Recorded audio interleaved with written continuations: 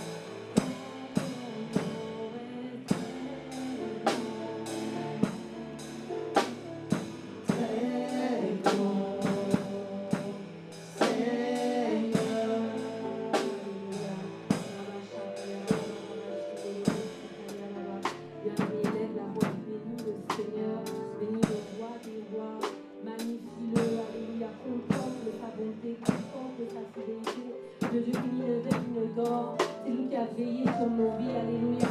Tout au long de la journée, il a été avec toi, il t'a accompagné dans tes activités. Bénis le Seigneur, alléluia. Rabashanda Yarababa, bénis le nom du Seigneur. Rakoshanda Yarababa, élève la voix, ouvre la bouche pour bénir ce Dieu-là qui nous a fait du bien, qui nous a comblé de joie, qui nous donne encore en ce soir de nous tenir dans sa présence glorieuse, sa présence qui nous fait du bien, alléluia. Il a brisé le voile, il a brisé le mur d'inimitié qu'il y avait entre nous et il nous a donné un libre accès à sa présence. Nous pouvons rentrer dans le lieu très saint pour l'élever, pour le magnifier, pour connecter avec lui. Oui, nous te bénissons dans nos pères. Oh, nous te magnifions, nous te rendons toute la gloire. Sois élevé, sois magnifié, sois exalté. Reçois encore en cette soirée notre adoration. Reçois, Seigneur, nos cœurs qui te louent. Alléluia, nos bouches qui t'élèvent, nos bouches qui te célèbrent, nos bouches, oh Seigneur, qui te remercient pour tes bienfaits, pour tes hauts faits, pour ton amour, oh Dieu. Nous voulons te dire merci. Toi qui nous combles de joie, toi qui nous combles de paix, toi qui as fait de nous des enfants. Oh, c'est tes enfants. Oh, alléluia, tes enfants d'adoption, tes bien-aimés. Nous te célébrons en cette soirée. Et nous sommes là pour toi. Nous sommes là pour toi, Seigneur, pour t'adorer, pour te célébrer. Toi, le Dieu qui nous a fait du bien. Toi qui as veillé sur nos vies. Tout au long de la journée, Seigneur, c'est toi qui as veillé sur nous. Alléluia. Tu n'as pas permis que les ennemis se réjouissent de nous. Tu n'as pas permis que, oh Seigneur, les projets des ténèbres, oh Seigneur, les projets de l'ennemi, Seigneur, puissent nous atteindre. Nous te bénissons encore en cette soirée. Nous te bénissons, oh Dieu. Et nous t'adorons, toi et toi seul. Nous t'acclamons, oh Dieu de gloire. Nous t'acclamons, Seigneur. Nous te disons merci, alléluia. Alléluia. Merci, Seigneur. Nous te bénissons. Nous te bénissons. Merci, Seigneur Jésus. Alléluia, bien-aimé. Avant d'aller plus loin, j'aimerais que nous puissions aller devant le trône de la grâce pour implorer la miséricorde de notre Père pour nous, pour nos familles, pour cette nation. Alléluia. Nous voulons venir non pas avec peur, alléluia, parce que nous n'avons pas un souverain sacrificateur qui ne puisse pas compatir à nos souffrances. Alléluia, mais parce qu'il a été tenté en toutes choses. C'est celui qui peut nous comprendre mieux que quiconque. Alors bien aimé, tu vas prendre la position que tu souhaites et tu vas implorer, crier à la miséricorde de notre Père. Alléluia. Oui Seigneur, toi le Dieu bon, la miséricorde dure à toujours. Encore en cette soirée, nous venons non pas avec peur, non pas avec peur, mais avec assurance, dans le trône de la grâce, pour crier à toi Seigneur pour nos vies. Pour nos familles, pour nos frères, pour nos sœurs, pour ton Église, pour cette nation. Et nous crions, nous implorons ta miséricorde, Seigneur. Nous implorons ta miséricorde, Seigneur, pour nos vies qui ne sont pas glorifiées, Seigneur, pour la désobéissance, Papa. Oh oui, la désobéissance à ta parole, la désobéissance à tes instructions, Seigneur, pour les belles pensées de nos cœurs, pour les belles paroles de nos bouches, Seigneur, pour le manque d'humilité, oh Dieu, pour toutes les fois nous avons marché dans l'orgueil, oh Père. Oh, toutes les fois nous n'avons pas compté sur toi. Nous avons marché dans notre propre justice personnelle. Oh Seigneur, nous te demandons pardon pour toute attitude, pour tout comportement, Seigneur, qui t'a assisté. Oh Seigneur, qui t'a déplu. Oh, qui t'a irrité. Esprit de Dieu, nous te demandons pardon. Nous te demandons pardon. Nous te demandons pardon ce soir. Nous te demandons pardon, Seigneur. Nous te demandons pardon. Oh oui, pardon pour nos vies, Seigneur, qui ne sont pas honorées. Pardon, Seigneur, pour la vie de mon frère. Pardon pour la vie de ma sœur, Seigneur. Oh oui, pardon, Seigneur, pour toute forme de paresse spirituelle, Seigneur. Pour toute forme, nous avons laissé les choses du monde voler notre intimité avec toi. Nous distraire, nous défocaliser, Seigneur. Pardonne-nous pour toutes les fois où nous sommes venus dans ta présence. Oh Seigneur, dans la familiarité, dans la légèreté, Seigneur Dieu. Oh Papa, nous te demandons pardon. Pardon pour toute attitude, Seigneur, qui t'a déplu. Pardonne-nous, Seigneur. Pardonne-nous, oh Dieu. Pardonne-nous pour nos familles. Oh Seigneur, pour l'orgueil de la vie qui veut manifester contre toi. Pardonne-nous pour les Français. Pardonne-nous, Seigneur, pour cette nation. Pardon pour cette nation, oh Dieu. Pour les habitants de cette nation qui se sont adonnés à plein de choses. Oh Seigneur, pour pécher contre toi. Nous te demandons pardon pour leur vie. Et encore en cette soirée, nous plaidons les mérites du sang de la grâce. Nous plaidons les mérites du sang de l'agneau. Nous plaidons les mérites du sang de la rédemption sur nos vies, sur nos familles, sur cette nation, sur ton Église, sur mon frère, sur ma sœur. Merci Seigneur pour ton sang qui parle dans nos nos vies, alléluia. Pour ton sang qui est toujours disponible, qui vient pour nous purifier, âme, corps et esprit. Alléluia, merci pour ton sang. Merci pour ton sang qui vient nous laver encore en cette soirée et qui nous rend encore propice à ta présence, propice, Seigneur, à tes promesses. Alléluia, merci Seigneur. Nous te bénissons, oh Dieu, et nous te rendons toute la gloire. Alléluia, merci Seigneur. Merci Seigneur pour ta bonté. Nous te bénissons, alléluia. Alléluia. Nous allons bénir la merveilleuse présence du Saint-Esprit, alléluia. Bénis la merveilleuse présence du Saint-Esprit. Dis-lui merci encore en cette soirée parce qu'il est là. Merci parce qu'il est là, alléluia.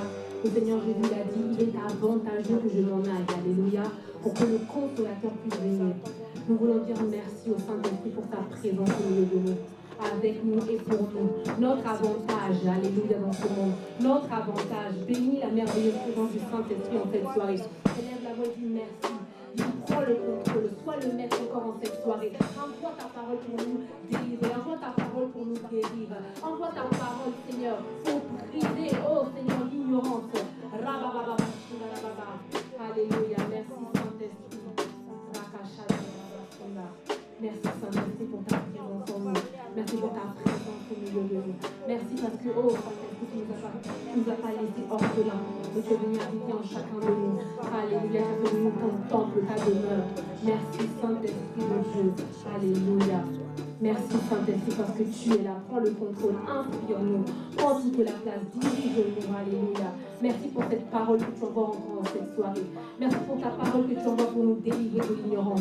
Merci pour cette parole que tu envoies pour nous éclairer et nous rendre plus intelligents. Pour cette parole que tu envoies pour nous instruire, pour nous former, nous formater à ton image. Merci Saint-Esprit. Alléluia. Prends toute la place encore en cette soirée. Rabashadaya Rababa. Alléluia. Merci Saint-Esprit.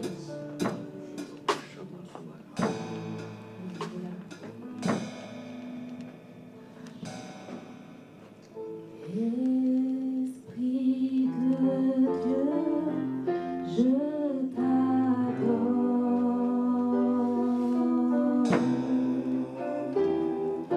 Je te donne ma vie. Je t'aime.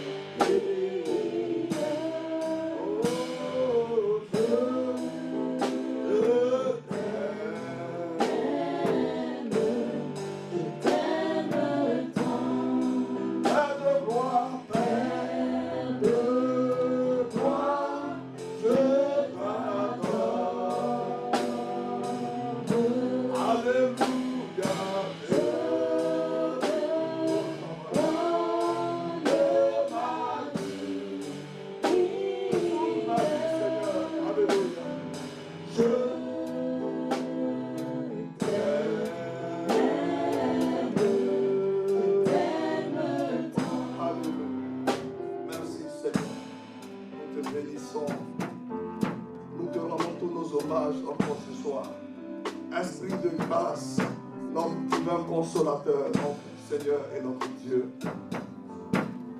Nous sommes nés de toi, Seigneur, pour t'adorer, pour faire ta volonté. Merci, oh Dieu, encore ce soir de nous conduire dans ta parole.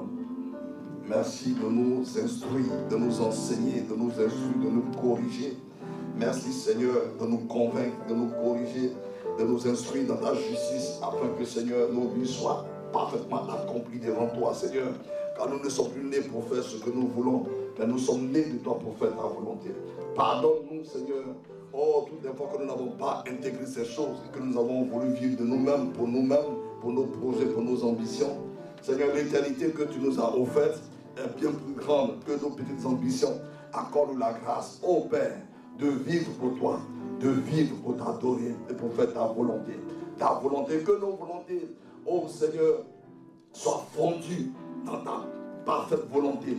Car, Seigneur, tout ce que toi tu veux pour nous concourt à notre bien. Alléluia. Que ton nom soit béni, que ton nom soit loué. Ce soir encore nous sommes venus. Seigneur, non, ce n'est pas un mercredi de routine.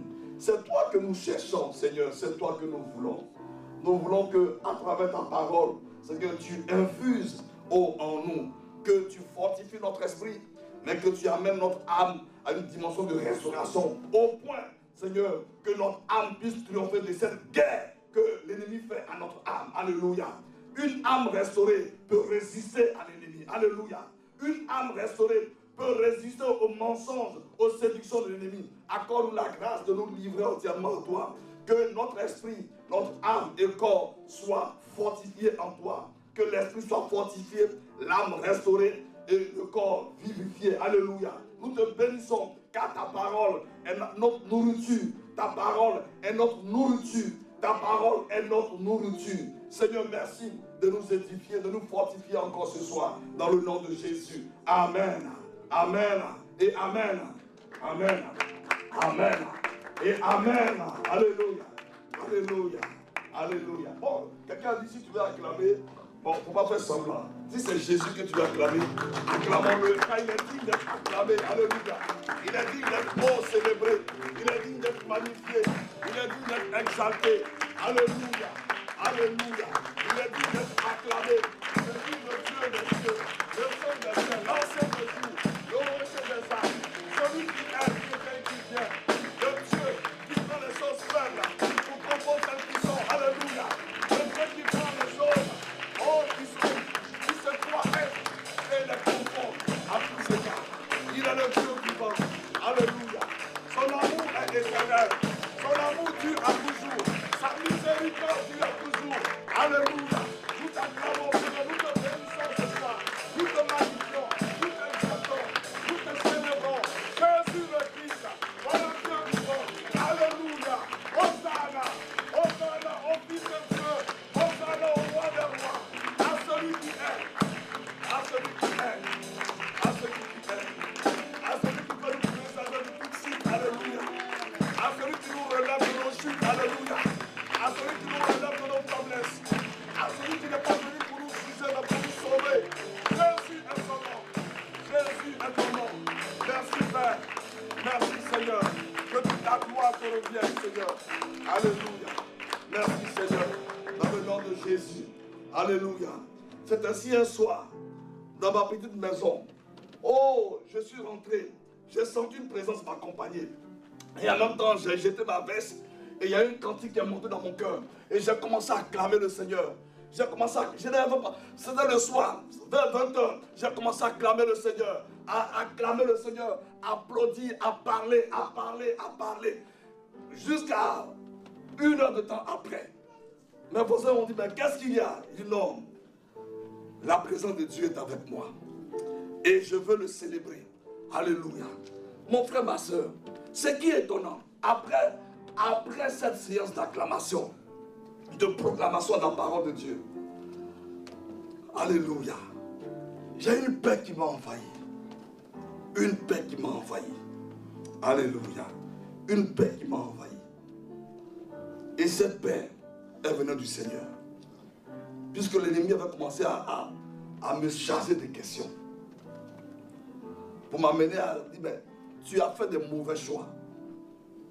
Tu t'es trompé. tu as fait ci, tu as fait ça. Alléluia. Et ça, si tu veux raisonner avec l'ennemi, avec ton intelligence, tu es déjà défaitiste. Tu es déjà dans la défaite. Parce que lui, il est venu pour nous tromper. Il n'est pas venu, Jésus dit, il est venu pour nous mentir. Il est venu pour nous voler, pour nous tromper, pour nous séduire. Et donc, après cette proclamation, toutes ces mauvaises pensées, toute cette pression qu'il avait exercée sur mon âme, toute cette pression s'en est allée. Alléluia. Et j'ai retrouvé ma paix. Alléluia. Ne crois pas que parce que tu as pris une décision, il va te lâcher. Même s'il y a un Dieu de Dieu, il viendra toujours te dire la décision que tu as prise, tu t'es trompé. Il viendra toujours te dire, et Dieu le laissera. Parce que Dieu veut voir si tu lui fais confiance ou tu fais confiance à ta propre chair. Alléluia. Alors, ayons l'habitude d'acclamer le Seigneur. Ce n'est pas une affaire d'assemblée, même chez toi à la maison. Quand ce désir brûlant te monte dans le cœur, oui, les gens vont dire, mais qu'est-ce que tu as? Non, c'est dans l'esprit que tu veux acclamer ce Dieu-là, qui est ta délivrance. Alléluia. Qui est ta délivrance. Que le nom du Seigneur soit béni. Amen. Amen. Et Amen. David a vécu ces choses dans le désert. C'était compliqué, mais il a appris à acclamer Dieu. Il a appris à le célébrer. Dans la brousse, au milieu des choses compliquées. Mais David faisait ces choses et Dieu l'a fortifié. Que la grâce du Seigneur soit avec nous. Alléluia. On peut se rasseoir dans la paix du Seigneur. Bonsoir à nous tous. Bonsoir bien-aimés connectés sur YouTube. Bonsoir serviteurs et servants de Dieu. Alléluia. Les hommes et les femmes qui ont accepté de sortir du plan des ténèbres pour entrer dans le plan de Dieu. Amen. Amen. Amen. C'est cela. C'est pourquoi nous venons mercredi, dimanche après dimanche, parce que nous avons décidé de sortir du plan des ténèbres pour entrer dans le plan de Dieu. Alléluia. C'est pourquoi, vraiment, aujourd'hui c'est vrai, nous baptisons des gens. Mais je pense qu'ils n'ont rien compris. On ne peut pas te baptiser et puis on doit te chercher pour donner la nourriture, la parole de Dieu. C'est qu'en réalité, on s'est trompé. Parce qu'une personne qui décide de se baptiser, c'est qu'elle a décidé de marcher avec Jésus. Amen. C'est ça le baptême. Je rends témoignage que moi, j'ai pris la décision de marcher avec Jésus. Alléluia. Et comme je ne le connais pas, il a dit, tous ceux qui vont être baptisés, ils doivent être enseignés. Alléluia. Je ne le connais pas. Donc, comme un petit enfant, je dois aller là où on doit m'enseigner pour connaître ce Jésus-là. Parce que si je ne le connais pas, je n'aurai jamais de certitude en lui. Je n'aurai jamais de foi en lui, ni de certitude en lui. C'est ainsi que beaucoup d'hommes et femmes sont baptisés. Il n'y a pas de certitude en eux. Mais d'où tu vas tirer ta certitude? Tu ne tireras pas ta certitude divine à partir de ton travail professionnel. Tu es d'accord avec moi que tu ne peux tirer une certitude divine. Tu ne peux affronter le monde des esprits avec des compétences professionnelles que tu as, ni avec le niveau scolaire ou niveau universitaire que tu as. Tu ne peux pas tirer des certitudes à partir de ton diplôme. Tu as pu avoir un PhD, un démon peut te ridiculiser dans ton sommeil. Tu te réveilles et puis tu es triste. Et tu ne peux rien faire. Tu n'as pas de capacité. Donc, parce que tu n'es pas enseigné, et que ton esprit n'est pas édifié et que ton âme n'est pas restaurée, le monde des esprits va te ridiculiser. Alors, beaucoup d'enfants de Dieu, ayant essayé de marcher avec Dieu dans la chair, beaucoup ont essayé. Alors, devant les difficultés dans les assemblées, ils ont jeté l'éponge. Moi, je préfère rester à la maison. Mais, Jésus avec qui tu marches, il dit, prenez courage. Amen. Amen. Il a dit, prenez courage. Car vous n'aurez pas de difficultés sur cette terre. Parce que moi, je n'ai pas eu de difficultés. Non, on appelle l'homme habitué à quoi? L'homme habitué à quoi? D'accord. Mais lui, il nous dit qu'aucune souffrance n'a pu l'arrêter. Il allait jusqu'au bout. Donc, honnêtement, c'est vrai, nous avons annoncé le baptême dimanche après-midi. Mais les gens que je dois baptiser là, quand je les regarde de loin, non. Nous tous, on ne connaissait pas Jésus. On a décidé de se baptiser. Ce n'est pas les pasteurs qui sont allés me chercher pour dire viens au culte mercredi, mardi soir. Non, non. Je ne connais pas Jésus. Je veux marcher avec lui. Où est-ce que je vais le trouver pour le connaître et marcher avec lui? Mais il faut commencer. Donc des gens qui veulent se faire baptiser, mais qui sont loin, qui vont dimanche, oh je suis fatigué, je ne vais pas à l'église. On ne peut pas baptiser des autres personnes. Il ne faut pas se tromper pour rien. La preuve, plusieurs comme ça, on les a mouillés, ils sont sortis de l'eau, ils sont revenus comme des poulets, et puis ils sont repartis dans le monde. Non. Non, non, non, non, non. Non, non, non, non, non. Faut pas. Non, non, non, non. Le baptême, c'est pas parce que tu es baptisé que tu vas au ciel. Non. Non, c'est faux. C'est celui qui a cru qu'on baptise. Mais si tu as cru que tu ne veux pas qu'on t'enseigne ce qu'en réalité tu n'as pas cru. Tu n'as pas cru. Parce que si tu as cru, c'est une relation que tu vas établir avec une personne. Elle s'est donnée à toi. Toi aussi, tu dois apprendre à te donner à cette personne. Donc, c'est vrai, on a dit dimanche avec baptême, mais en sondant l'esprit, non. Ce baptême, on va sursoir ça. Parce que ces gens-là, je ne vois pas en eux un engagement ferme. Je ne vois pas en eux un engagement ferme. Je regarde, j'observe. Non, non, il n'y a pas d'engagement ferme. Dans tous les cas, il n'y a pas de pression. Le jour qu'on verra l'engagement, on va les baptiser. Ce n'est pas un problème. Le jour qu'on verra l'engagement, si on ne voit pas l'engagement dans le cœur d'une personne à marcher avec Jésus, ce n'est pas la peine de la baptiser. Amen. Ça ne sert à rien. Tu as beau lui donner des cours, 200 heures de cours, et la personne peut faire semblant. Peut faire semblant. Ah, dimanche, je ne peux pas venir à l'église parce que vraiment je suis fatigué. Non, samedi, on allait, avec des amis, on allait au cinéma. Et puis donc dimanche, il faut que je dorme. Quoi? Tu veux marcher avec Jésus? Non. Non, non. Ne faisons pas ces erreurs-là. Seigneur, merci pour ta miséricorde. Ah! Là où des hommes ont entendu Pierre prêcher, hommes frères, que ferons-nous? Ils étaient venus à Jérusalem. Ils n'étaient pas venus pour se faire baptiser. Mais quand ils ont entendu l'évangile, ils ont dit, hommes frères, que ferons-nous? Pierre a dit, repentez-vous, faites ceci, faites cela.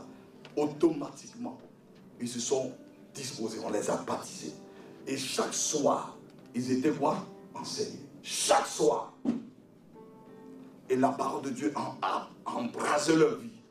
Et ces gens-là ont bouleversé le monde. Mais comment on doit baptiser des gens? On doit courir après eux. Ah, mais ce dimanche, je suis là. D'autres dimanches, je ne suis pas là. Non, non, non, non, non. Non, non. Seigneur, pardonne-moi. Non, non, non. Alléluia. Donc, la séance de baptême de dimanche là, est suspendue. On va regarder ceux qui veulent se faire baptiser. On va voir leur engagement. Parce que c'est quelqu'un qui veut marcher avec Jésus, il s'engage à être là où il doit être pour que sa parole puisse édifier son cœur. Alléluia. Que le nom du Seigneur soit béni. C'est pas une sanction, non. Mais honnêtement, ça ne sert à rien de plonger les gens dans l'eau et puis ils continuent de mener leur vie comme s'il ne s'était rien passé dans leur vie. Ça ne sert à rien. Ça ne sert à rien. Beaucoup dans nos assemblées, même au milieu de nous, plein. On les a baptisés, et puis un matin, non, mais moi, non, les dimanches, non, je n'ai pas le temps. Non, dimanche, je n'ai pas le temps. Quoi? Ok. Que le nom du Seigneur soit béni. Jusqu'à une certaine marche, j'appellerai chacun pour dire, je suis pur de ton sang. Ce que tu deviens, c'est ton problème. J'appellerai chacun un à un. Oui, j'appellerai chacun un à un pour dire, je t'ai baptisé. Mais la vie que tu mènes, je n'ai rien à y voir. Je n'ai rien à y voir. Si tu vas au ciel, gloire à Dieu. Si tu ne vas pas au ciel, ça te regarde. Non, c'est une affaire trop sérieuse. Ce n'est pas juste une affaire pour faire tendance à je suis baptisé. Non, non, il s'agit de notre éternité. Donc si tu veux marcher avec le Seigneur, engage-toi. Jamais personne n'a décidé de marier une femme et puis il dit, bon, il va la marier et puis il peut faire 6 mois sans chercher à prendre ses nouvelles. Si cette femme ou cet homme-là même doit réfléchir, est-ce que c'est vraiment un mariage avec lequel je suis? Non. S'engager avec Jésus, c'est un mariage. Nous sommes fiancés à Christ. Donc c'est sérieux. C'est sérieux. Que le nom du Seigneur soit béni. Donc dimanche après-midi, on n'aura pas de baptême. On va vaquer à nos occupations. On va observer ceux qui veulent se faire baptiser. Qu'est-ce qu'ils veulent? Ils veulent juste être mouillés ou bien ils veulent marcher avec Jésus. S'ils veulent marcher avec Jésus, voici les conditions. S'ils veulent être mouillés, en tout cas, ce n'est pas avec nous. Amen. Amen. Amen et amen. Que le nom du Seigneur soit béni. Donc, nous sommes là pour sonder les Écritures encore ce soir. Alléluia. Et nous voulons, comme dimanche, nous avons vu les dimensions de l'amour du Christ. Alléluia. Et comme nous avons vu dimanche, mon frère, ma soeur, quand nous regardons bien les évangiles, dans les évangiles, c'est vrai qu'on a les épîtres en même temps qui viennent après.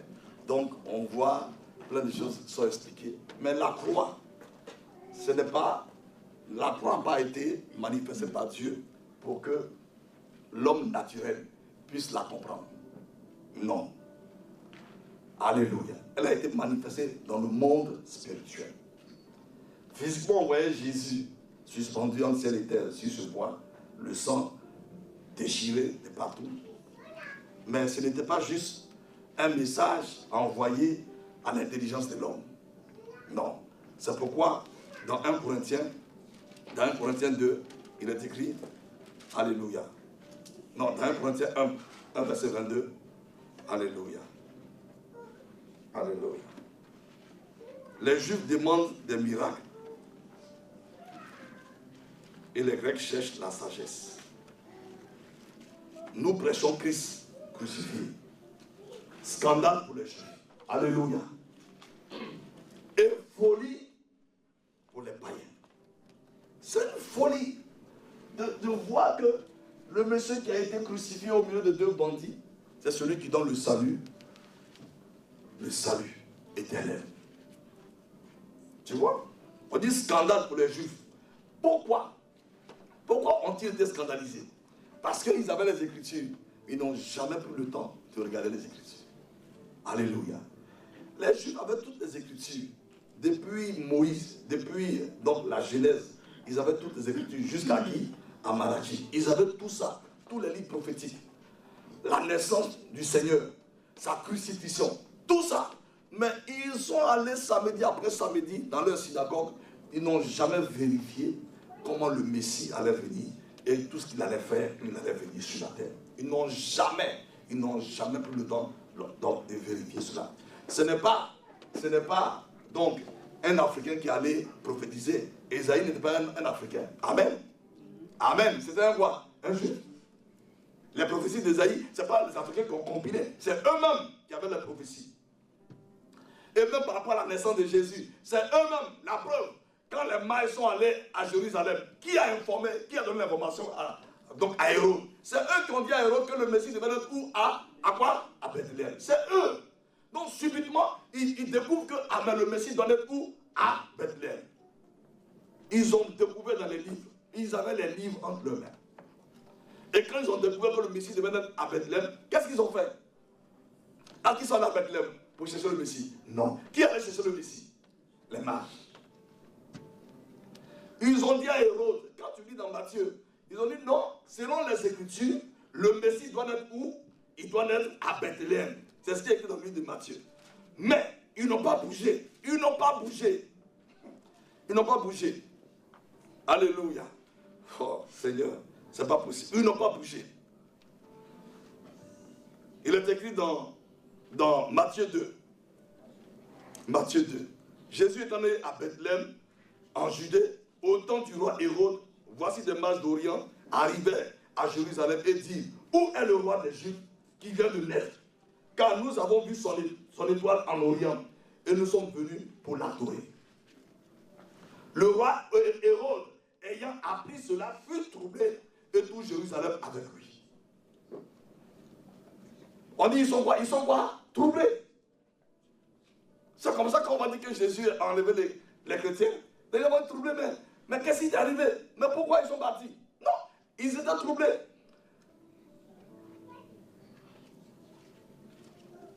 Il assembla tous les principaux sacrificateurs et les scribes du peuple.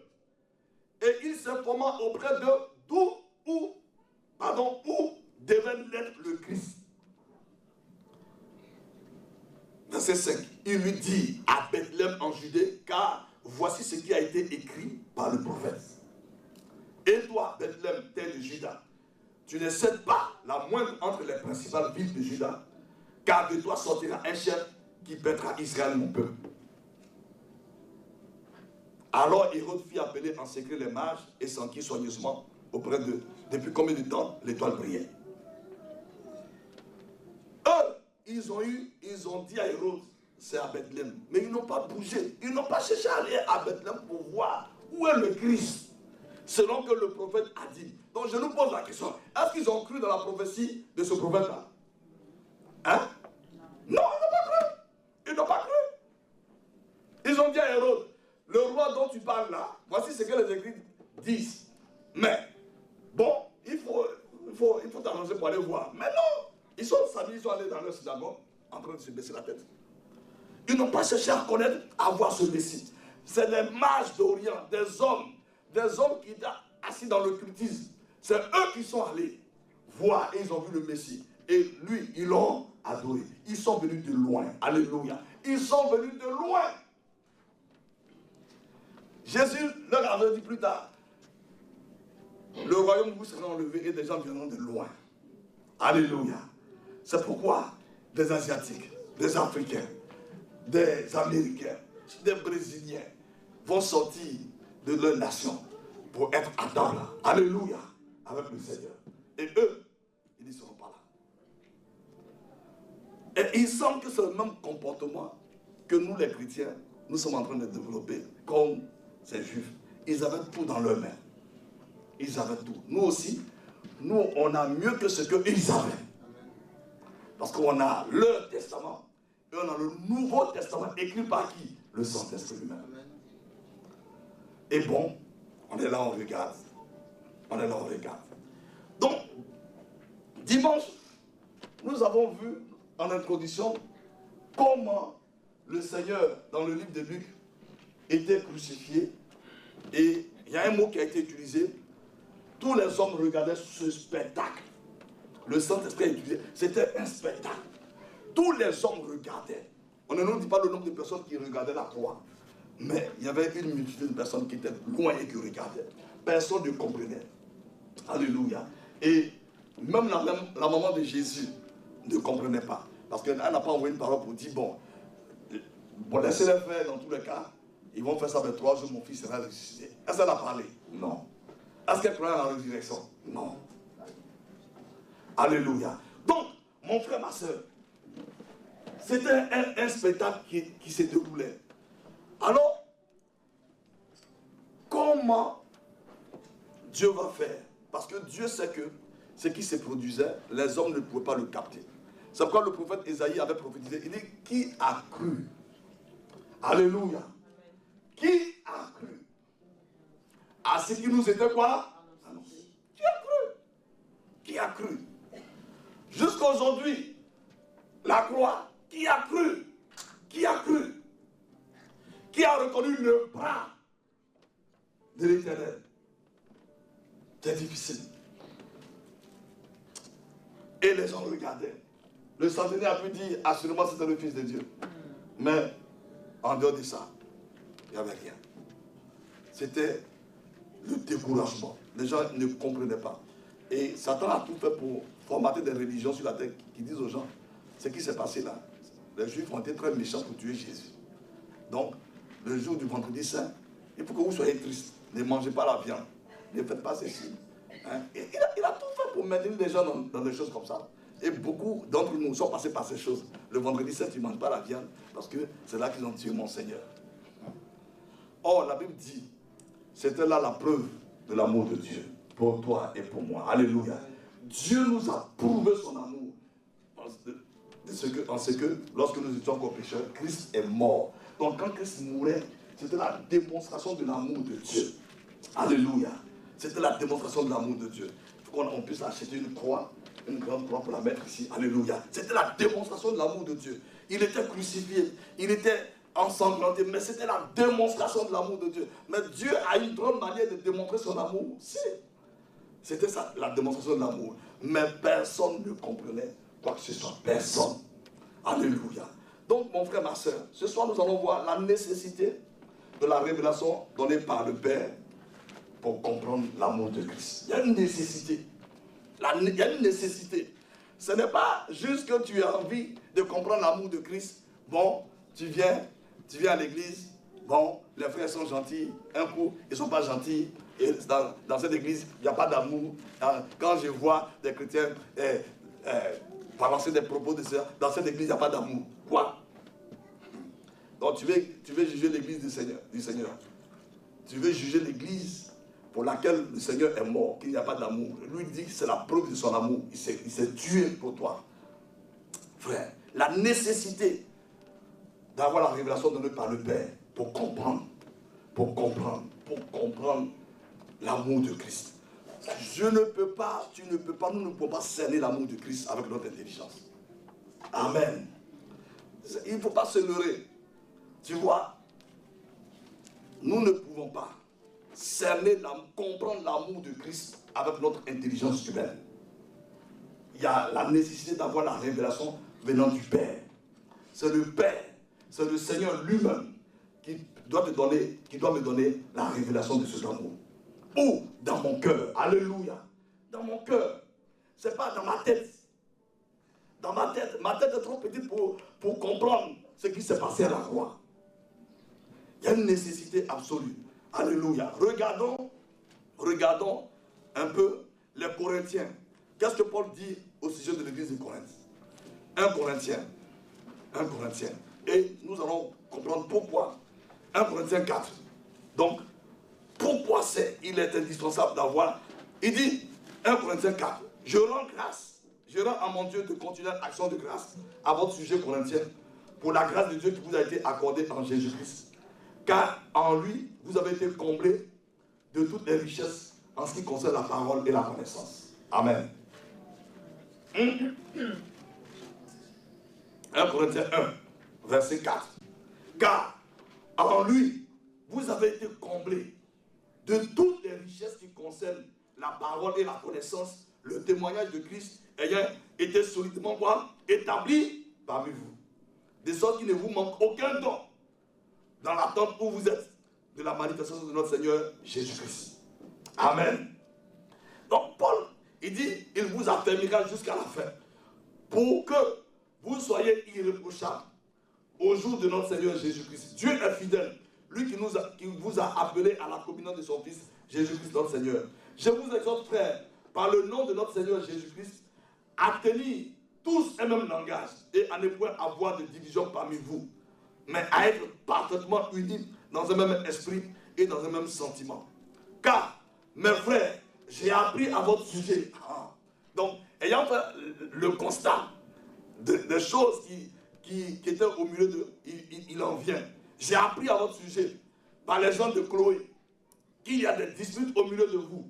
Je veux dire que chacun de vous parle ainsi. Moi, je suis de Paul, moi d'Apollos, et moi de Céphas, et moi de Christ. Christ est-il divisé? Paul a-t-il été crucifié pour vous? Où est-ce au nom de Paul que vous avez été baptisé? Je rends grâce à Dieu de ce que je n'ai baptisé aucun de vous, excepté Crispus et Gaius, afin que personne ne dise que vous avez été baptisé en mon nom. J'ai encore baptisé la famille de Stéphanas. Du reste, je ne sache pas que j'ai baptisé quelques autres personnes. Ce n'est pas pour baptiser que Christ m'a envoyé. C'est pour annoncer l'évangile. Et cela sans la sagesse du langage, afin que la croix de Christ ne soit pas rendue vaine. Amen. Voici des gens qui ont reçu la parole de Dieu, qui ont reçu les enseignements. Mais, qu'est-ce que Paul dit? Il dit, il constate qu'ils ont des divisions au milieu d'eux. Et ensuite, au chapitre 3, il leur parle des divisions. Et il parle même des impuretés. Ils vivent dans l'impureté. Au point même, il y a un qui allait prendre la femme de son père. Des gens qui ont reçu la parole de Dieu, qui ont été enseignés, qui manifestent les dons spirituels. Il dit, il ne vous manque pas aucun don. Maintenant, regardons la vie qu'ils vivent. Bon, comme le temps est court, mais quand on lit 1 Corinthiens, mais le constat que fait l'apôtre Paul est tellement amer. La division. Ensuite, après la division, ils vivent dans le dérèglement. Et 1 Corinthiens 5, verset 1. On entend généralement dire qu'il y a parmi vous de l'impudicité. Et une impudicité telle qu'elle ne se rencontre même pas chez les païens. C'est au point que l'un de vous a la femme de son père. Et vous êtes enflé d'orgueil. Et vous n'avez pas été plutôt dans la fiction, afin que celui qui a commis ce acte fût ôté du milieu de vous. Pour moi, absent de corps, mais présent d'esprit, j'ai déjà jugé, comme si j'étais présent, celui qui a commis un tel acte. Parce que celui qui a commis un tel acte, ce n'est pas un païen, c'est un homme qui a été enseigné. C'est un homme qui a reçu la parole de Dieu. On lui a parlé de la croix. Mais ça n'a pas modifié sa conduite. Il a continué il a vu la femme de son père et dit, c'est elle qui me plaît. Or, Dieu a dit, il a interdit à un homme de découvrir la nudité de la femme de son père. C'est une abomination devant Dieu. C'est une abomination devant Dieu. Mais cet homme a fait cela. Et il dit, au nom du Seigneur Jésus, vous et mon esprit étaient assemblés avec la puissance de notre Seigneur Jésus. Qu'un tel homme soit livré à Satan. Quand tu parles comme ça aujourd'hui, on dit, bon, tu es trop méchant. Non, qu'un tel homme soit livré à Satan. Mais c'est un frère en Christ qui se lève et qui décide de vivre ainsi. Pour la destruction de la chair, afin que l'esprit soit sauvé au jour du Seigneur Jésus.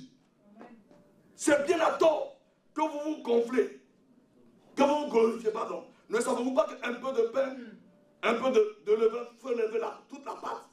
Faites disparaître le vieux levain, afin que vous soyez une pâte nouvelle. Puisque vous êtes sans levain, car Christ, notre Pâque, a été immolé. Célébrons donc la fête, non avec du vieux levain, non avec un levain de malice et de méchanceté, mais avec les pains sans levain de la pureté et de la vérité. Il dit, je vous ai écrit dans ma lettre de ne pas avoir de relation avec les impudiques. Paul leur a dit, non pas de manière absolue, avec les impudiques de ce monde, ou avec les cupides et les ravisseurs, ou les idolâtres. Autrement, il vous faudrait sortir du monde. Mais maintenant, ce que je vous ai écrit, c'est de ne pas avoir de relation avec quelqu'un qui se nommant un frère, est impudique ou cupide ou idolâtre, ou outrageux, ou ivrogne, ou ravisseur, de ne même pas manger avec un tel homme. Donc quand on dit tout ça, on se rend compte qu'ils ont eu la parole de Dieu. Ils ont été enseignés. Mais ça n'a pas modifié leur conduite. Pourquoi? Ils n'ont pas eu de révélation. Alléluia. Les Corinthiens ont eu les enseignements. Les dons spirituels ont éclaté au milieu d'eux. Mais leur conduite n'a pas changé. Des divisions, des groupes dans l'église. Et le désordre sexuel, impureté. Alors, c'est parce que ces hommes n'ont pas eu de révélation de Christ. Ils n'ont pas eu de révélation de Christ. Ils ont été enseignés. Ils ont pris tous ces enseignements. Ils les ont avalés. Ils ont acclamé Dieu. Ah, Paul, vraiment cet homme, oulala, il est rempli de la connaissance de Dieu. Mais il n'y a pas eu d'effet sur leur vie. Et il semble qu'aujourd'hui, dans l'église, c'est ce que nous vivons. C'est ce que nous vivons, frères et sœurs. C'est ce que nous vivons. C'est dommage. Des messages sur Internet sont disponibles à gogo. Des messages dans les assemblées passent et repassent. Mais nous écoutons. Mais ça n'arrive pas à modifier notre comportement, notre manière de penser, notre manière d'agir. Pourquoi? Parce que il n'y a pas eu de révélation. Alors, Paul va plus loin, dans 1 Corinthiens 15, verset 1 à 3. Il dit, je vous rappelle.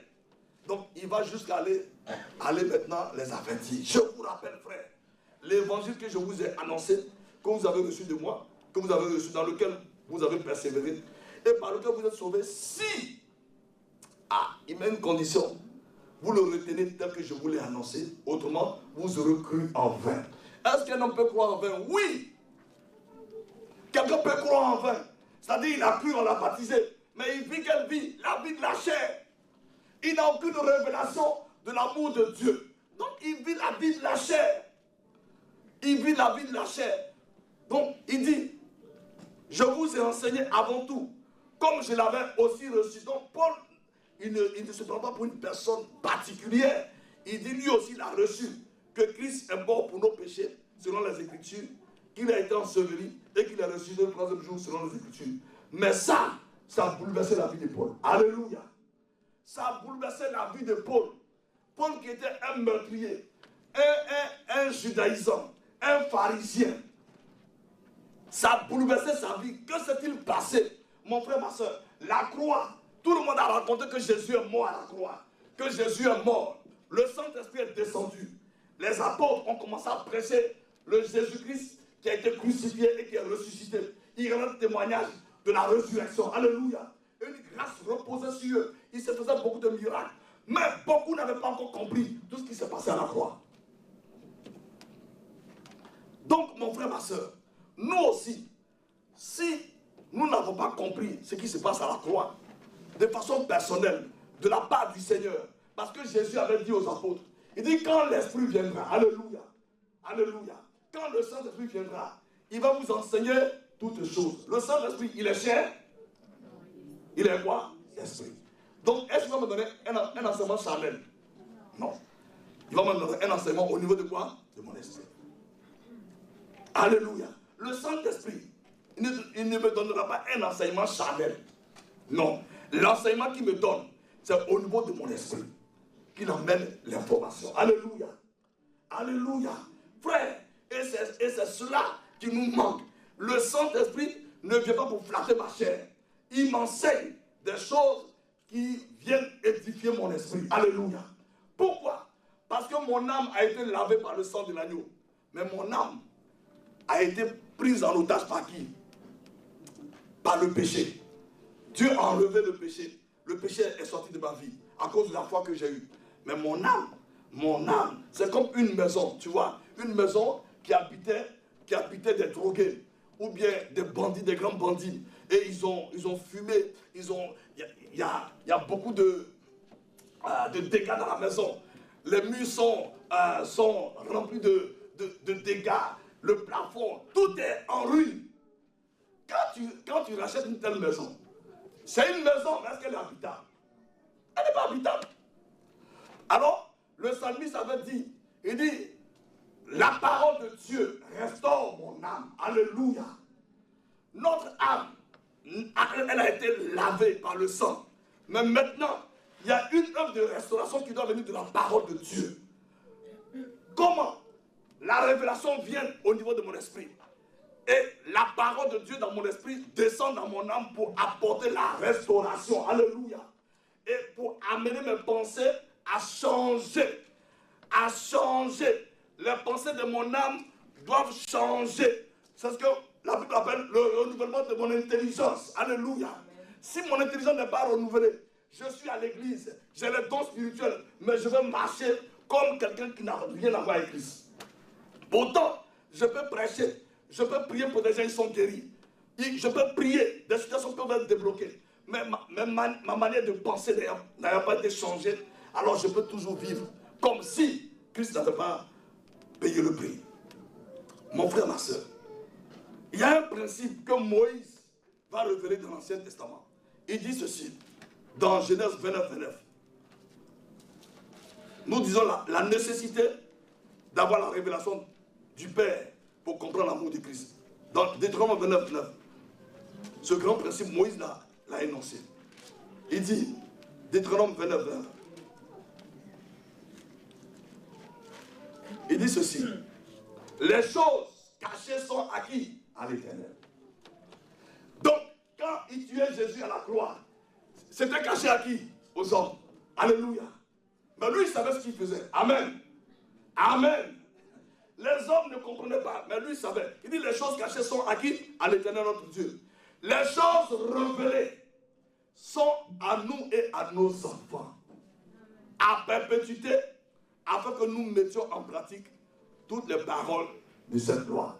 Donc, les choses cachées, mon frère, ma soeur, sont à Dieu. Et le psalmiste revient là-dessus dans le proverbe. Pour ceux qui méditent beaucoup les livres de proverbes, il y a un des proverbes où le psalmiste revient là-dessus. Hein? Alléluia. Bon, ok. Tu vas trouver ça quelque part. Les choses cachées sont à l'Éternel notre Dieu. Les choses révélées. Et les choses révélées sont révélées par qui? Par le Seigneur lui-même. Donc, la croix, qui est un mystère, mon frère, ma soeur, pour nous tous, la croix est un mystère. Alléluia. Ce Christ qui était sur cette croix, c'était un mystère. Et ce mystère, mon frère, ma soeur, c'est Dieu, c'est le Seigneur, c'est le Saint-Esprit qui peut, toi, moi, qui peut nous amener à la compréhension qui nous permet d'être façonnés dans notre manière de penser. Alléluia. Alléluia. C'est ce qui nous manque aujourd'hui dans l'Église. C'est pourquoi notre engagement avec lui n'est pas franc, il n'y a pas de feu, il n'y a pas de zèle. Pourquoi? Parce que qu'est-ce qui a fait que Paul a été zélé? Paul n'était pas zélé parce qu'il est devenu chrétien. Il était zélé, il dit, parce que à cause de l'excellence de la révélation. Alléluia. Il dit à cause de l'excellence de la révélation. Qu'est-ce qui peut faire qu'un homme ou une femme dans le Seigneur peut être zélé, peut être déterminé à marcher dans le feu, à faire la volonté de Dieu? C'est la révélation. Amen. L'importance, la nécessité d'avoir la révélation, et le psalmiste l'a dit dans le psaume 119, verset 130. La révélation de ta parole, quoi, est claire. Et donc l'intelligence, ça veut dire quoi? La révélation vient au niveau de l'esprit. Et elle a fait quoi? Mon intelligence. Quelle intelligence? L'intelligence qui va me permettre maintenant de vivre dans cette vie. Alléluia. Parce que j'ai eu la révélation, alors ma compréhension change. La révélation de l'amour de Christ va changer ma manière d'aborder Christ, va changer ma manière de m'engager avec lui, ma manière de le servir, ma maison et moi. La révélation que j'ai de lui va changer mon intelligence, ma manière de marcher, ma manière de le servir. La révélation que j'ai de lui va me pousser à me livrer entièrement à lui. Psaume 119, verset 130. La révélation de tes paroles est claire. Elle donne l'intelligence à l'homme qui était saint. Alléluia. Encore ceci. Encore ceci. Dans le livre de Matthieu 11. Matthieu 11. Jésus dit ceci. Matthieu 11. Matthieu 11. À partir du verset 25. Jésus dit ceci.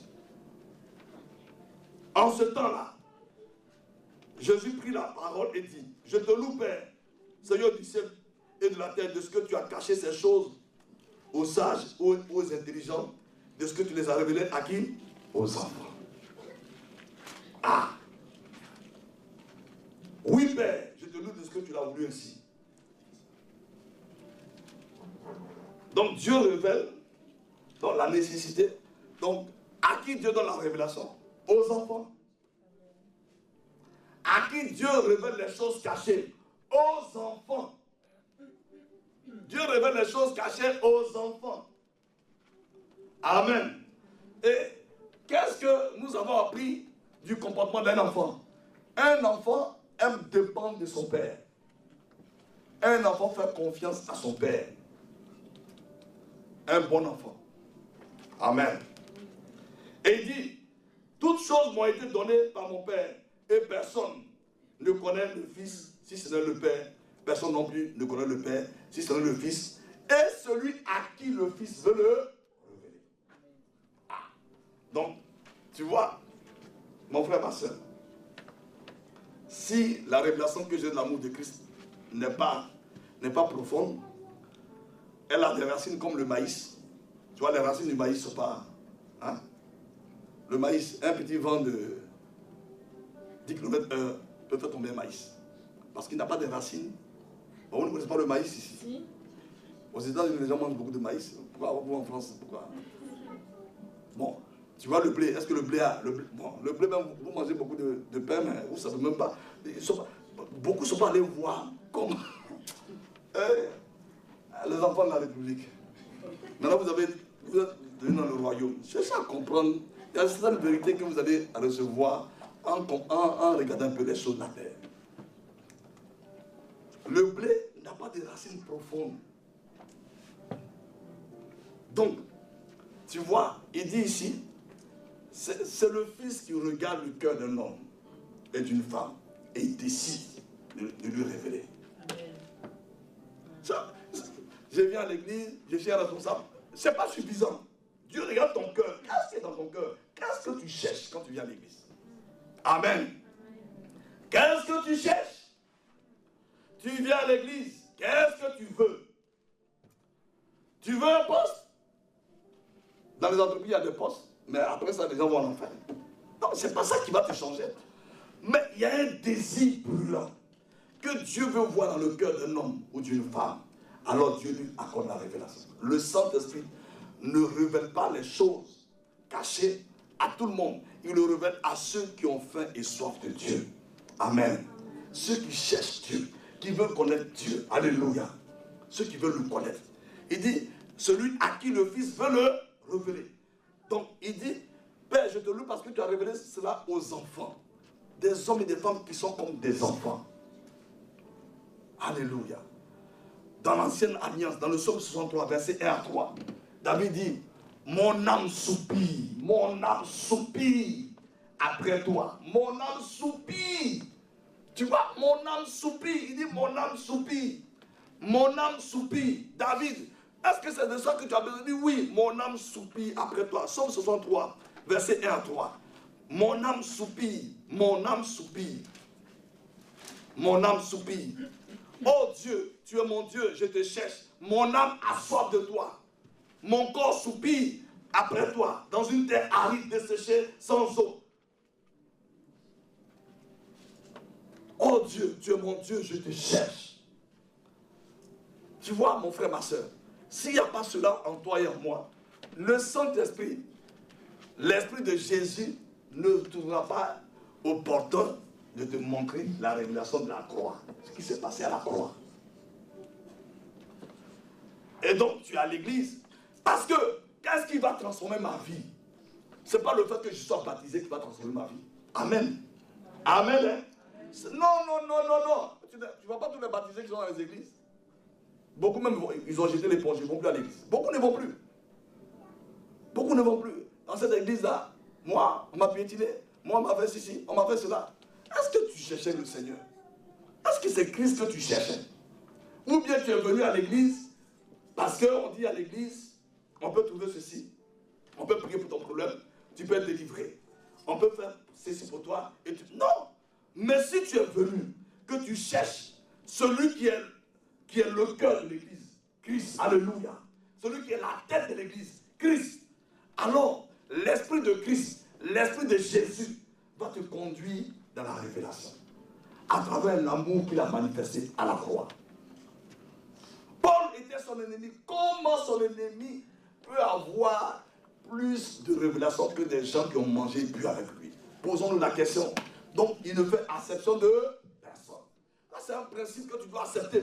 Dieu ne se révèle pas, il ne se révèle pas à celui qui est dans l'église il y a 20 ans.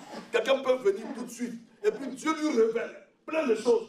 Il a la révélation de Christ. Sa vie est équilibrée, sa vie est embrassée. Tout le monde est étonné. Mais pourquoi? Lui là, il veut se faire voir. Non, frère, il ne veut pas se faire voir. C'est parce qu'il y a quelque chose qu'il vient de percevoir. Il a perçu ce que les autres ne perçoivent pas. Frère, c'est le désir de le connaître lui. Le désir de le connaître lui. Qui peut faire qu'un homme, une femme, peut dire Seigneur. Parce que n'oublions pas, les Juifs, comme je le rappelle tout à l'heure, ils avaient les Écritures entre leurs mains. Ça n'a pas changé leur vie. Jésus est né, ils n'ont pas bougé. Le Saint-Esprit est descendu, ils sont restés dans leur synagogue. Pourquoi? Parce qu'ils ne cherchaient pas Dieu. Ils ne cherchaient pas Dieu. Mon frère, ma soeur, que le nom du Seigneur soit béni. Tu vois, donc toi et moi, là où nous sommes, notre foi est indexée. Notre foi vient de qui? La parole de Christ. Notre foi vient, la foi que tu as reçue, que j'ai reçue, vient de Christ. Maintenant, mon frère, ma soeur, ce qu'il a fait à la croix, ce mystère, regardons dans Galates. Qu'est-ce que Paul dit? Parlons un peu de lui. Parlons un peu de lui. Qu'est-ce qu'il dit dans Galates? Galates 1, verset 11. Galates 1, verset 11. Qu'est-ce que Paul dit? Je vous déclare, frère, que l'évangile qui a été annoncé par moi n'est pas de l'homme. Car je n'ai ni reçu, appris d'un homme, mais par une révélation de Jésus-Christ. Donc ça ne veut pas dire que Jésus est venu un soir, il a pris un boubou blanc, il est venu Paul. Paul, coucou, lève-toi, viens, assieds-toi. Non. Amen. Parce que beaucoup s'imaginent que Jésus dans un boubou blanc et puis il est venu l'appeler Paul. Paul, il faut t'asseoir. Non. Non. Non. Paul, quand il a cru dans le Seigneur, il était un pharisien, attaché à la loi de Moïse, attaché au livre prophétique. Donc, qu'est-ce que le Seigneur a fait? Le Saint-Esprit, l'Esprit de Jésus lui a dit, retire-toi. Il l'a envoyé où? En Arabie.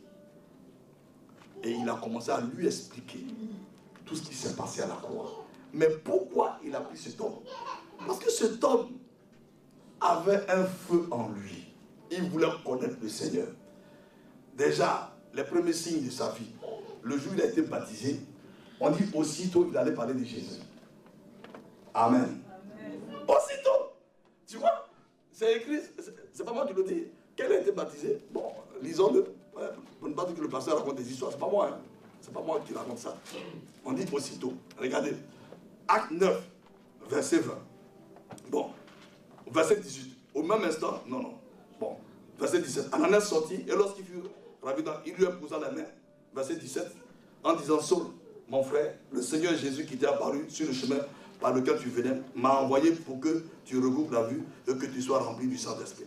Au même instant, il tomba de ses yeux comme des écailles, il recouvra la vue et se leva et fut baptisé. Et après qu'il eut pris de la nourriture, les forces lui revinrent. Saul resta quelques jours avec le disciple qui était à Damas. Donc, vous voyez, Ananias qui a prié pour lui était là. Ananias n'a pas eu telle révélation de Jésus. On a dit Ananias va prier pour Saul. Il dit Seigneur, ne sais-tu pas qu'il vient pour nous tuer? C'est Ananias qui va informer. Comme nous, on informe Jésus d'elle. Tu vois, est-ce que tu as vu mon patron est contre moi? Là, tu vas informer Jésus que ton patron est contre toi. Non, Jésus n'est pas avec toi. La Bible dit, du haut de son trône, il voit toute la terre. Alléluia. Donc, on dit, et après qu'il... Bon, donc, verset 20. Et aussitôt, il prêcha dans les synagogues que Jésus est quoi? Le Fils de Dieu. Ah, qu'est-ce que... Paul, toi tu viens, tu as été aveuglé. Tu as fait 3 jours sans manger, sans boire. On t'a baptisé. Quand même, il faut t'asseoir un peu. Il dit non. Il a commencé à parler de lui. Est-ce qu'il le connaissait? Non. Il ne le connaissait pas. Mais il a vécu une expérience. Alléluia. Ah, il a vécu une expérience. Il a rencontré quelqu'un. Donc, il est sorti de là. Il dit non. Je dois parler de lui. Alléluia. Donc, tu vois, nous aujourd'hui, on vient, on mouille les gens, ils sortent de là. Comme, bon, d'abord on vit des poulets, une poule quand elle est bien, elle se secoue comme ça. Et puis bon, elle continue. On les baptise, ils sortent de là. Alors parler de Jésus. Non, mais moi je ne connais pas. Tu ne le connais pas. Est-ce que tu as été baptisé en qui? Pourquoi tu as été baptisé alors? Qu'est-ce que tu as cru? Qu'est-ce qui t'a soulevé pour aller dans l'eau? Est-ce que c'est un effet de mode? Si c'est la mode, ce n'est pas la peine. Tu ne le verras jamais. Paul a vécu une expérience. Quand il est sorti de là, il a commencé à parler de lui. Il ne le connaissait pas. Le ciel le regardait. Ce jeune pharisien, le ciel le regardait. Je suis sûr que les Ananias ont dit, il fait un peu trop de zèle. La preuve, quand les chrétiens de Damas le voyaient, qu'est-ce qu'ils faisaient? Il arrive, tu là. Tu vois, quand les gens le voient, et à Jérusalem, quand il allait là-bas, personne ne voulait. C'est Barnabas qu'il a pris pour dire, bon, non, c'est un bon frère. Les gens avaient peur de lui. Mais lui, il ne se sentait pas. Il dit, bon, ok. Mais ce Jésus-là, il est le Christ, il a commencé à parler de lui. Il n'avait pas encore de révélation de lui. Mon frère, ma soeur, il n'avait pas encore de révélation de la croix, de tout ce qui s'est passé de la croix. C'est à lui que Dieu va expliquer que cet amour-là a des dimensions. C'est à lui qu'il va expliquer que cet amour-là, il a des dimensions du point de vue de Dieu et du point de vue de l'homme. Comme nous allons étudier au bout de 3 ou 4 mois, cet amour-là a des dimensions du point de vue de Dieu et du point de vue de l'homme. C'est à Paul. Mais pourquoi Dieu lui a expliqué? Est-ce que Dieu est un Dieu de combine? Parce que Paul est un juif. Ananias, c'était un Nigérian. Non, ils étaient tous juifs. Mais ils marchaient avec le Seigneur avec une certaine peur. Il ne faut pas en faire un peu trop. Et Paul a commencé à parler de lui. A commencé à parler sans le connaître. De toi à moi, si tu es quelqu'un qui t'a rencontré et qui commence à parler de toi, qui commence à aider les gens à te connaître, et si la personne ne te connaît pas, ben tu vas lui dire, viens. Comme je vois que tu vois, bon, regarde-moi. Qui les politiciens choisissent, qui le président de la République choisit pour être son ministre? C'est qui il choisit pour être dans son cabinet? Ils vont prendre des gens qu'il ne connaît pas. Il prend des gens avec qui il a fait quoi? Campagne. La même chose. Et donc, celui qui est le conseiller très spécial du président de la République, c'est celui avec qui il a fait des luttes. Ils ont fait des stratégies pour aller faire ceci, pour aller faire cela. Donc, le Seigneur ne peut pas t'expliquer des choses cachées s'il ne voit pas en toi le désir de vivre pour lui. Sinon, il va me donner des révélations de lui. Donc, nous tous on vient, il est bon, on danse. Mais la croix, on ne comprend rien. On ne comprend rien. Et comme on ne comprend pas la croix, frère, ma vie au niveau de mon âme ne peut pas changer. La prière ne change pas la vie au niveau de mon âme. Non, non et non. La prière n'a pas ce pouvoir. La prière n'a pas ce pouvoir. Avant de finir, regarde ce que Paul a découvert dans Colossiens 2, verset 1. J'ai lu la parole de Dieu. Il dit, je veux en effet que vous sachiez combien est grand le combat que je soutiens pour vous, et pour tous ceux qui sont à Laodicée, et pour vous tous, ceux qui n'ont pas vu mon visage dans la chair, afin qu'ils aient le cœur rempli de consolation, et qu'ils soient unis dans l'amour, et enrichis d'une pleine intelligence pour connaître le mystère de Dieu, virgule, Christ, savoir Christ. Tu vois, il dit bien, c'est quoi? Un mystère. Alors, tu penses que tu vas venir comme ça, parce que tu as bien dit, tu vas comprendre Christ. C'est un mystère. C'est un mystère. Le mystère de Dieu, savoir Christ. Mystère dans lequel sont cachés. On te dit, tout est quoi? Caché. Tous les trésors de la sagesse et de la connaissance. Tout est en Christ. Ce Christ-là, maintenant, mon frère, ma soeur, il est venu habiter en moi. Il est venu habiter en toi. Maintenant, comment faire pour que les trésors, Seigneur, aide-nous. Oh mon Dieu. Ce mystère est venu en toi, est venu habiter en toi et en moi. Maintenant, tous les trésors de la sagesse, j'ai besoin de la sagesse pour vivre dans cette vie. Tu es d'accord avec moi? Tu as besoin de la sagesse pour travailler, pour être au travail, tu as besoin de la sagesse. Tu es marié, tu as besoin de la sagesse pour vivre avec ta femme ou avec ton mari, tu as besoin de la sagesse. Quoi encore? Tu as des projets, tu as besoin de sagesse pour accomplir tes projets. On dit tout est en Christ. Et toute la connaissance est en Christ. Mais on dit c'est un mystère. Alors dis-moi, mon frère, ma soeur, comment vas-tu faire pour avoir accès à un tel mystère? Parce que tu viens à l'église. Et puis bon, tu dors simplement. Tu viens à l'église comme tout le monde. Mon frère, c'est pourquoi c'est compliqué. Beaucoup, tu vois, toi c'est hier qu'on t'a baptisé. Mais on peut te citer des gens. Hier, tu sais, nous, on a fait des miracles à Paris ici. On a mis le feu à Saint-Denis. Et aujourd'hui, non. Aujourd'hui, il faut laisser les enfants là. Mais tu vas où? On attend quand Jésus va venir, on va partir. Non, Jésus il va venir. Tu ne sauras même pas qu'il est venu. Puisque tu n'es plus quoi? Bouillant. Tu n'es plus bouillant. Il nous a avertis. Il dit, si vous n'êtes pas bouillant, tu vas faire quoi? Vomir, ça veut dire quoi? On était en lui, c'est pas ça? Et il nous ressort.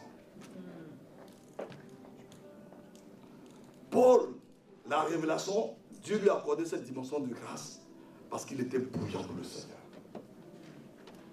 Tu vois, il était bouillant pour le Seigneur. Il était bouillant pour le Seigneur. Il était bouillant pour le Seigneur. Tu vois, je veux marcher avec lui, je ne termine pas là. Dieu est esprit. Je ne le connais pas, tu ne le connais pas. Tu as cru en lui.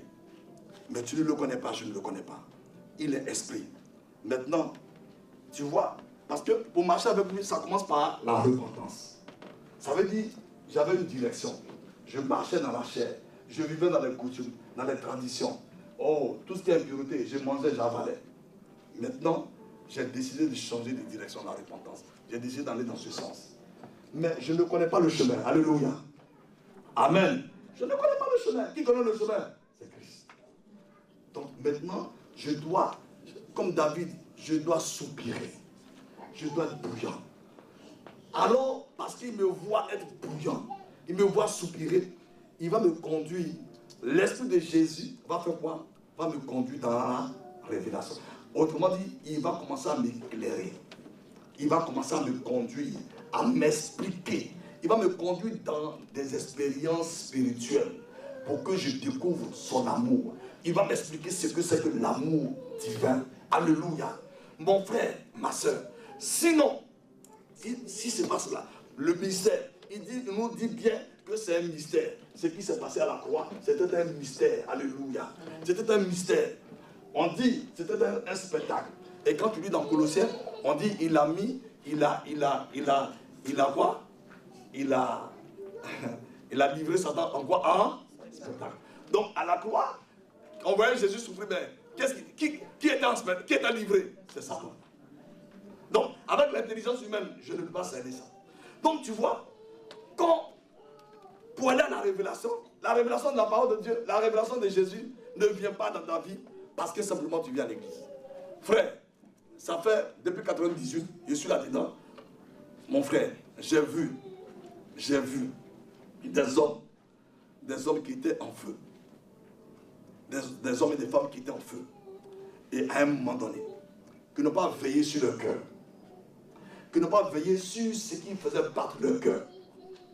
Et toute la chaleur, tout l'engouement qu'ils avaient, c'est éteint. Tu vois? Quand Paul a annoncé l'évangile aux Éphésiens, alléluia, quand Paul a annoncé l'évangile aux Éphésiens,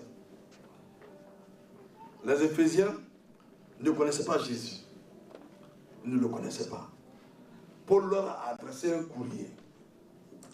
Et le courrier, il dit aux chrétiens qui sont à Éphèse et aux fidèles en quoi?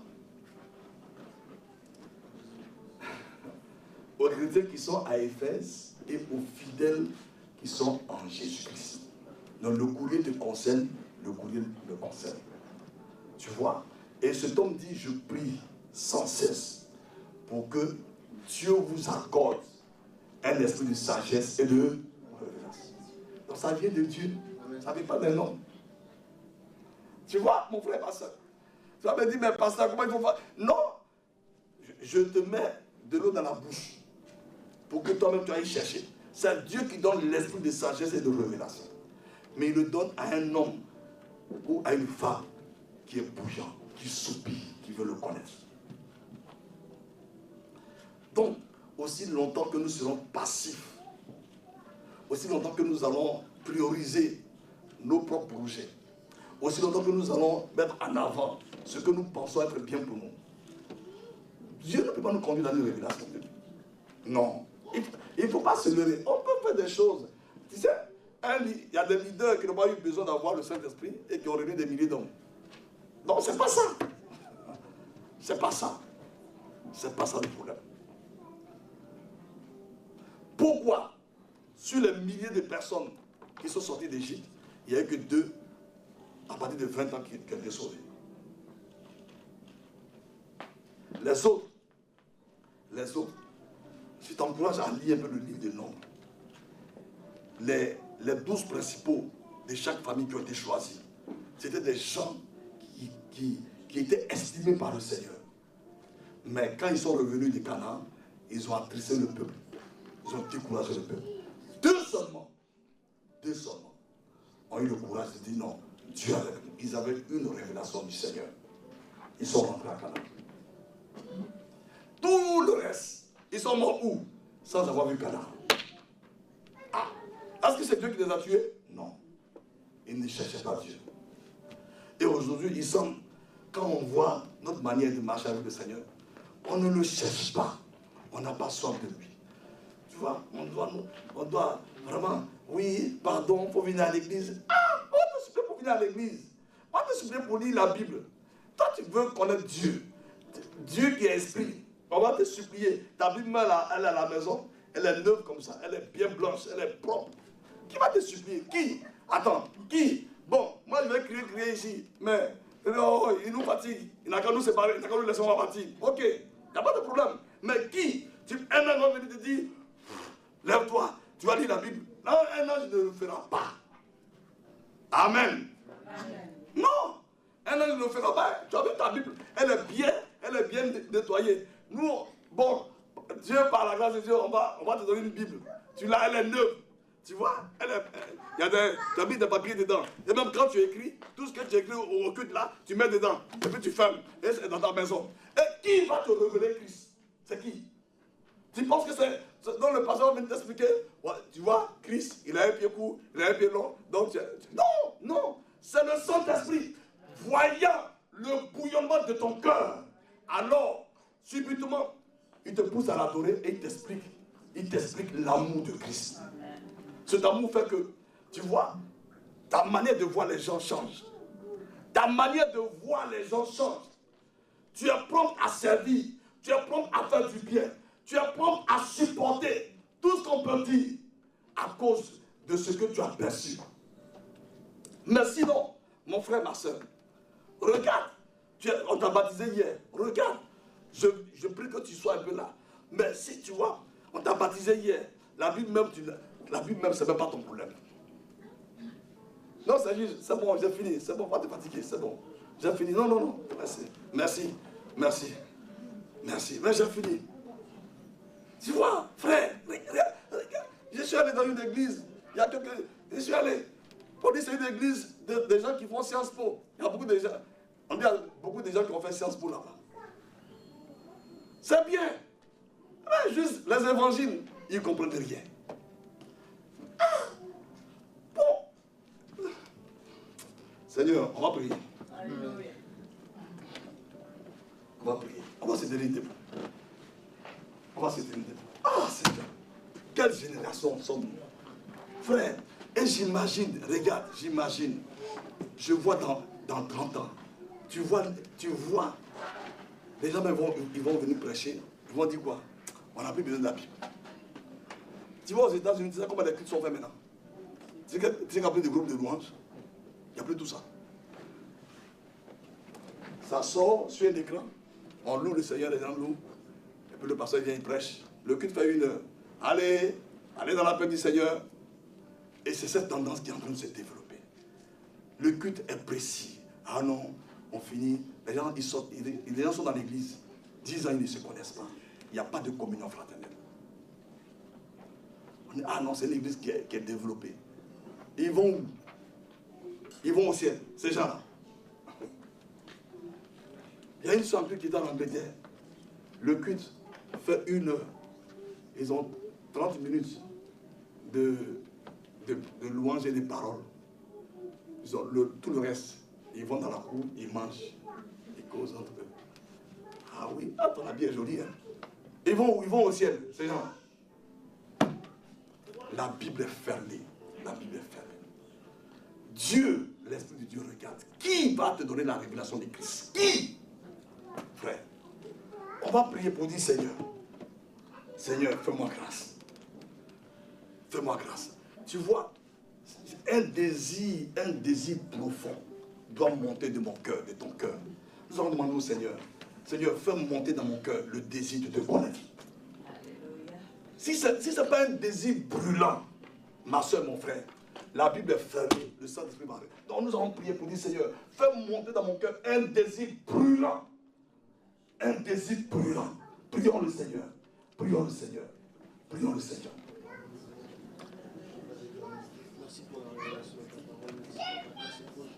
Non, frère. Demandons un désir brûlant. Demandons un désir brûlant. Seigneur, fais monter dans mon cœur un désir brûlant. Un désir brûlant. Oh, un désir brûlant. Oui, Abba Père, nous te supplions ce soir. Nous te supplions ce soir. Nous te supplions ce soir.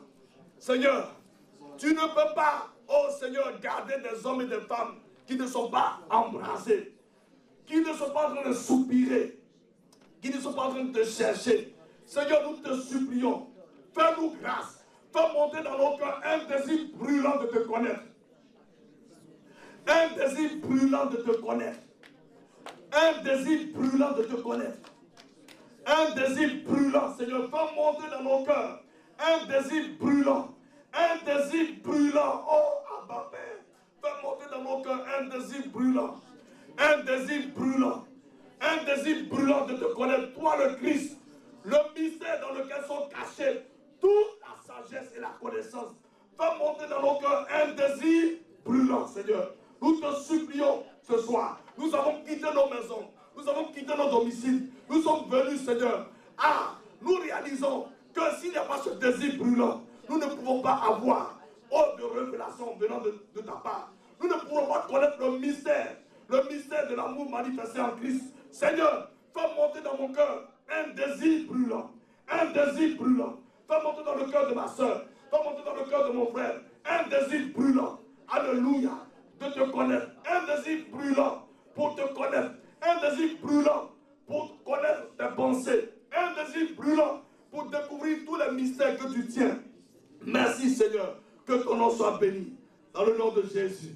Prions ensemble, Père Céleste. Je te rends grâce. Oh Dieu, viens à mon secours. Aide-moi à redéfinir mes priorités. Ma première priorité, c'est de te connaître.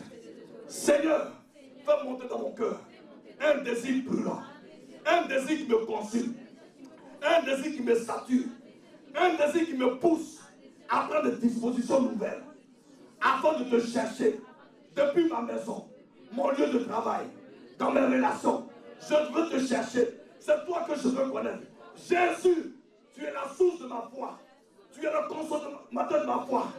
Tu es le but de ma foi. Seigneur, fais-moi grâce. Fais-moi grâce. Fais-moi grâce. Que mes habitudes changent. Que mes habitudes changent. Délivre-moi de la paresse de ce siècle. Produis en moi le vouloir et le faire.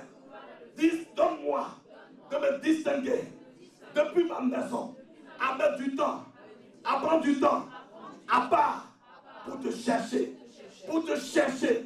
Merci Seigneur pour ton secours. Merci pour ta grâce. Merci Seigneur Jésus. Amen. Amen. Alléluia. Que le nom du Seigneur soit béni. Alléluia. Alléluia. Acclamons la parole du Seigneur. Acclamons. Que le nom du Seigneur soit béni. Quel est béni par la parole ce soir? Quel est béni par la parole? Alléluia, nous voulons encore prier, nous voulons tout simplement rendre grâce à Dieu pour cette parole que nous avons reçue. Alléluia, nous voulons rendre grâce à Dieu pour l'instrument qui s'est choisi encore en ce soir. Élevons la voix et bénissons le Seigneur. Oui, tendre Père, nous te bénissons encore en cette soirée, véritablement. Nous voulons te dire merci, Seigneur, pour cette parole, Papa, que tu nous as envoyée encore pour nous éclairer, Seigneur, pour nous faire du bien, Seigneur. Nous voulons te dire merci, merci, oh Seigneur, pour ton amour, Papa, oui, pour ton amour, Seigneur, qui était caché aux hommes, mais que tu as révélé en Jésus-Christ. Merci de ce que, Seigneur, tu nous conduis, Seigneur, à soutenir, à persévérer, Seigneur, après la révélation de cet amour tendre, Père, afin que cet amour puisse façonner, Seigneur, notre être tout entier, notre façon de parler, notre façon de marcher, Seigneur, de penser et de réfléchir. Merci, Seigneur, pour le désir ardent, oh Seigneur, que tu mets en nous de te chercher, de te connaître au tendre Père. Merci, Seigneur, merci pour l'impact de cette parole dans nos vies et dans nos cœurs, dans le nom de Christ Jésus. Merci, Seigneur, pour cet instrument, Seigneur, que tu as choisi encore en cette soirée. Merci, Seigneur, pour la vie de ton serviteur, Seigneur. Tu dis que ce sont des dons pour nos vies, Seigneur, des dons pour l'édification, Seigneur, de l'Église. Merci alors pour la vie de ton serviteur, Seigneur, que tu nous as donné, pour mon édification, pour l'édification de mon frère, de ma sœur, Seigneur. Merci, oh Dieu. Merci parce que tu l'as utilisé encore en cette soirée pour nous faire du bien, tendre Père. Nous prions pour sa vie. Merci parce que tu le fais reposer à l'ombre du Dieu Tout-Puissant que tu es, au Seigneur. Et tu lui donnes, Père, de toute grâce, de rester connecté avec toi, pour que tu puisses continuer de l'utiliser, Seigneur, pour nous faire du bien, Seigneur, et pour impacter, Seigneur, ce pays, oh Seigneur, la francophonie. À toi la gloire et à toi l'honneur dans le nom de Christ Jésus. Alléluia, acclamons le Seigneur. Je vais demander, excusez-moi, le temps des annonces. Juste pour rappel, nos temps de prière. Donc comme nous le savons, chaque jour, nous avons nos temps de prière, tous les matins, donc de 6h à 7h. Alléluia. Nous avons également tous les jours, nous continuons de combattre dans la prière pour nos bien-aimés qui sont souffrants dans le corps. Donc de 13h à 14h chaque jour, nos bien-aimés, dans la mesure du possible, essaie de te connecter, même si tu es au travail, tu peux rester en esprit, tu peux prier avec nous. Alléluia. Et tous les soirs également, donc de 21h à 22h. Également les week-ends, donc les week-ends et les temps fériés, c'est de 5h30 à 7h. Et les samedis, nous avons un temps de 7h à 8h pour prier par rapport à l'évangélisation. Et je vous rappelle également donc, que ce samedi, le ministère des Femmes organise donc un pique-nique d'évangélisation. Alléluia, donc de 14h à 18h au parc de Leny, c'est ça, à Moissy. Donc, nous prenons une disposition pour inviter une amie, un collègue et ramener aussi des choses pour partager voilà, dans la communion fraternelle. Alléluia. Donc voilà, je vais demander à Maman Armance si tu peux prier pour la fin. On a la grâce du Seigneur. Seigneur, nous te bénissons, nous te rendons grâce. Merci pour la révélation de ta parole qui est claire et qui nous donne de l'intelligence. Il est écrit en Proverbe 25 au verset 2, la gloire de Dieu, c'est de cacher les choses, et la gloire des rois, c'est de sonder les choses. Alléluia. Merci Seigneur de ce que tu as fait de nous des rois. Tu nous donnes de sonder les Écritures, Seigneur. Tu nous donnes de sonder les Écritures. Tu nous donnes de manger les Écritures. Tu nous donnes de nous saturer des Écritures, Seigneur, afin d'accéder à la connaissance révélationnelle de l'amour de Christ.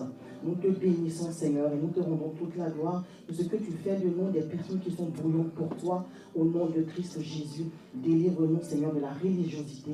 Délivre-nous, Seigneur, de la paresse spirituelle, au nom de Christ Jésus. Tu nous donnes de dévancer l'aurore, de dévancer l'éveil, Seigneur, pour ouvrir les Écritures et crier que nous nous attendons à toi. Alléluia. Seigneur, nous ouvrons les Écritures et nous crions à toi, Seigneur. Nous disons, nous nous attendons à toi, Seigneur, afin que tu nous secours, excellent Père de toute grâce, afin que tu illumines les yeux de nos cœurs, Seigneur, afin que tu nous donnes un esprit de sagesse et de révélation dans ta connaissance. Ce que nous voulons, Seigneur, c'est connaître Christ, ce mystère en qui sont cachés les trésors de la sagesse et de la connaissance. Nous désirons, Seigneur, te connaître. Et merci, Seigneur, de ce que tu te révèles à nous au travers des Écritures par ta grâce, au nom de Christ Jésus. Parce que nous te cherchons de tous nos cœurs, Seigneur, tu te révèles à nous. Parce que nous passons du temps dans ta présence, Seigneur, tu te révèles à nous. Parce que nous restons là, Seigneur, dans ta présence, en train de soupirer, Seigneur, tu te révèles à nous. Nous te bénissons, Seigneur, et nous te rendons toute la gloire au nom de Christ Jésus. Merci pour ce temps passé dans ta présence. Merci pour cette soirée. Merci, Seigneur, de ce que tu conduis chacun de nous par ta grâce au nom de Christ Jésus. Nous rentrons dans nos demeures respectives, dans ta paix, Seigneur, au nom de Christ Jésus. Au cours de la nuit, Papa, tu nous gardes, tu nous préserves, Seigneur. Ton sang précieux est répandu sur chacune de nos vies et chacune de nos maisons, Seigneur. Au nom de Christ Jésus, nous avons un sommeil doux et paisible par ta grâce et tu nous donnes de dévancer l'aurore, Seigneur, pour venir dans ta présence afin de communier avec toi. Merci pour la grâce de Jésus. Merci pour ton amour, Seigneur. Et merci pour la communion du Saint-Esprit qui sont notre partage au nom de Jésus. Amen. Amen. Amen. Amen. Bonne soirée.